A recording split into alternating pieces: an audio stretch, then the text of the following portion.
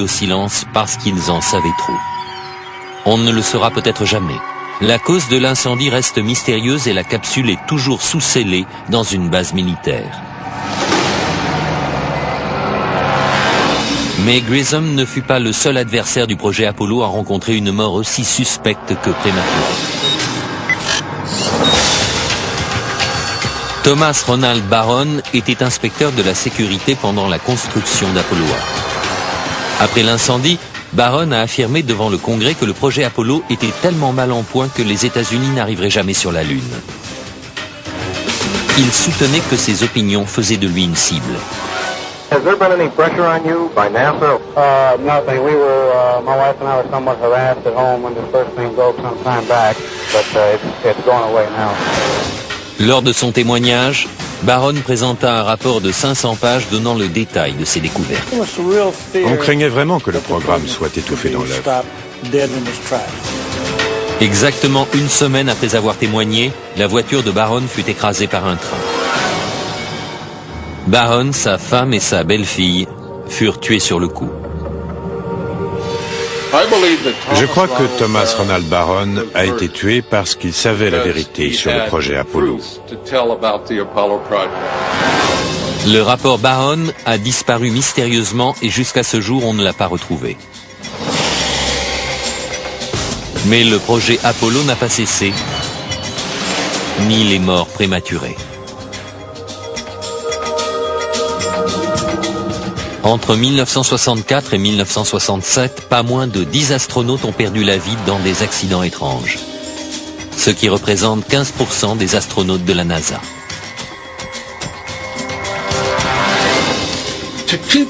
Pour garder un secret bien protégé, on doit éliminer toutes les personnes qui sont capables de le révéler. Le gouvernement aurait-il pu aller si loin et mettre au point une imposture aussi élaborée? Selon la NASA, c'est impossible. Il y avait probablement 250 000 personnes directement impliquées dans le projet Apollo et environ 500 000 indirectement. 750 000 personnes ne peuvent pas garder un secret. C'est impossible. Mais Bart Sibrel insiste pour dire que la plupart des employés ne savaient rien de l'imposture. Très peu de gens étaient au courant à la NASA. C'est tellement départementalisé. Quelqu'un fabrique des boulons à Houston. Un autre s'occupe de ceci ou cela à Seattle ou en Floride. Personne n'a de vue d'ensemble de quoi que ce soit, à part une poignée de gens. Si les partisans de la théorie du complot ont raison, et que seulement très peu de gens connaissaient toute l'histoire, alors la vérité pourrait rester enterrée pour toujours.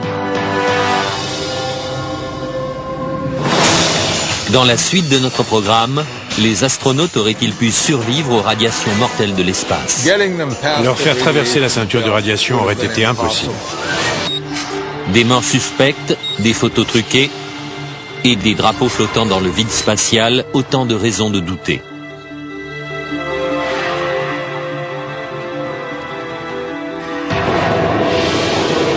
Mais certains pensent aussi que les astronautes n'auraient jamais survécu au voyage.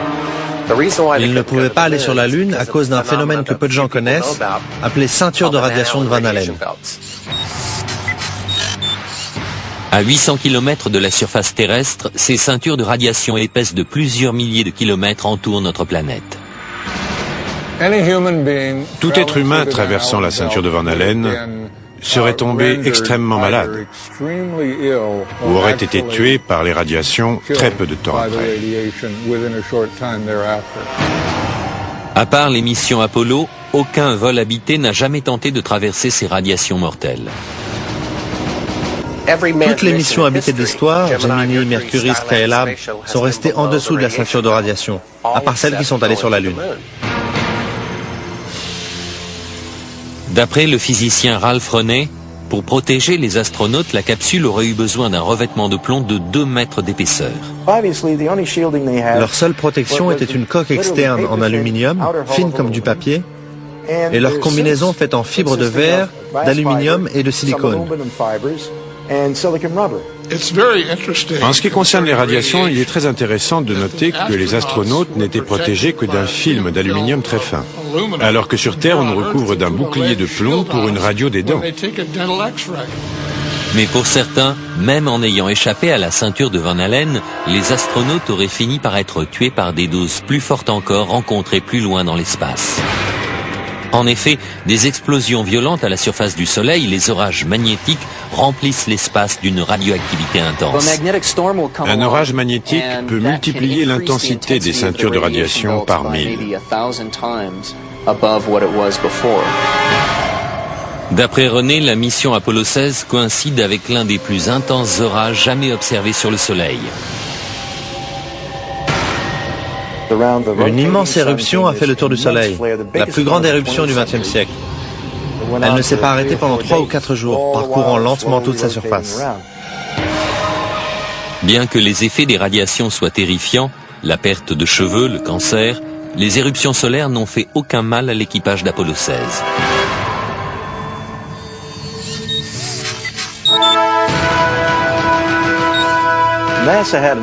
La NASA a rencontré un autre problème.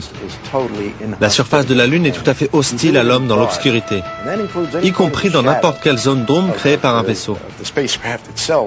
Les températures descendent jusqu'à moins 160. Au Soleil, au contraire, les températures montent jusqu'à plus 120. René affirme aussi que ces tenues spatiales avec un liquide de refroidissement intégré ne pouvaient pas protéger de la chaleur intense et des radiations. Mais la NASA rejette cet argument.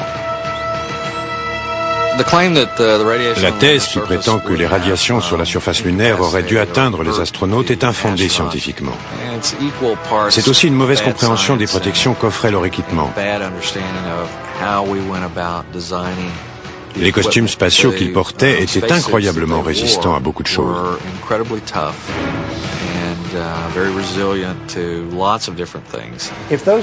Si ces costumes sont aussi efficaces que ce que dit la NASA, alors qu'ils prennent un ou deux types, qu'ils les mettent sur le site radioactif de 3 Miles Island en leur demandant de nettoyer tout ça. Mais ils ne peuvent pas le faire et ils ne le feront pas.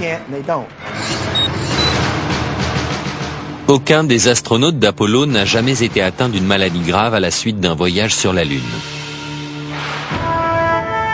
Parce qu'ils n'ont jamais quitté l'atmosphère terrestre ?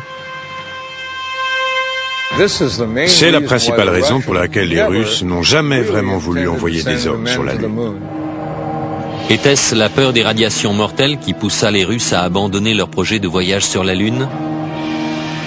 D'après l'un de leurs principaux cosmonautes, ce facteur fut déterminant. Bien sûr, nous étions inquiets à l'idée de nous jeter dans l'inconnu de l'espace. Bien sûr, nous avions peur. Nous n'avions aucune idée des effets possibles de ces radiations sur l'être humain. Nous imaginions même qu'elles pouvaient pénétrer le vaisseau spatial lui-même.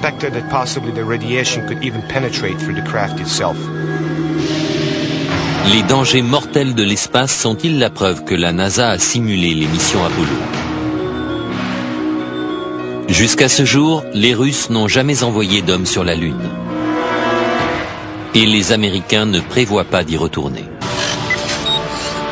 Maintenant que vous avez entendu les diverses théories et explications, croyez-vous que les États-Unis aient pu monter une telle imposture ? Avec son budget de 40 milliards de dollars, le projet Apollo n'était-il rien de plus que le film le plus cher jamais réalisé ? C'est ma conviction personnelle et j'y crois complètement après les années de recherche que j'ai accomplies là-dessus. La NASA n'a jamais envoyé aucun homme sur la Lune. Pour moi, une personne qui croirait que nous ne sommes pas allés sur la Lune est complètement toquée.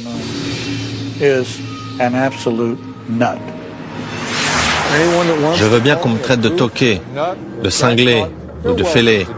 D'accord, mais pas sans avoir regardé les preuves, car les preuves abondent.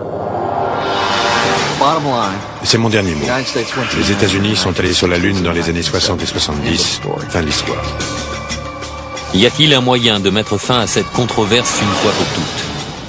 La seule chose sur laquelle les experts sont d'accord, c'est que la réponse se trouve à 400 000 kilomètres. Si la NASA s'est vraiment posée sur la Lune, alors des vestiges des 6 missions Apollo réussies sont restés sur place. Les structures porteuses d'LM, les patrouilleurs lunaires abandonnés, Même les drapeaux américains doivent reposer sur chaque site d'alunissage. J'aimerais simplement inviter la NASA ainsi que tous ceux qui la soutiennent à se munir du plus puissant des télescopes pour essayer de repérer un module lunaire. Si c'est le cas, je ne dirai plus un mot de tout ça. Mais s'il n'y a pas de module lunaire, je n'aurai plus rien à prouver. Mais il n'existe pas de télescope capable d'examiner la Lune avec une telle précision. Des témoins silencieux provenant des missions Apollo sont-ils toujours sur la Lune? À moins que la théorie du complot ne soit vraie. Dans 2 ans, le Japon enverra une sonde pour prendre des photos rapprochées de la surface de la Lune. Que trouveront-ils? En attendant, la question se pose toujours, a-t-on marché sur la Lune?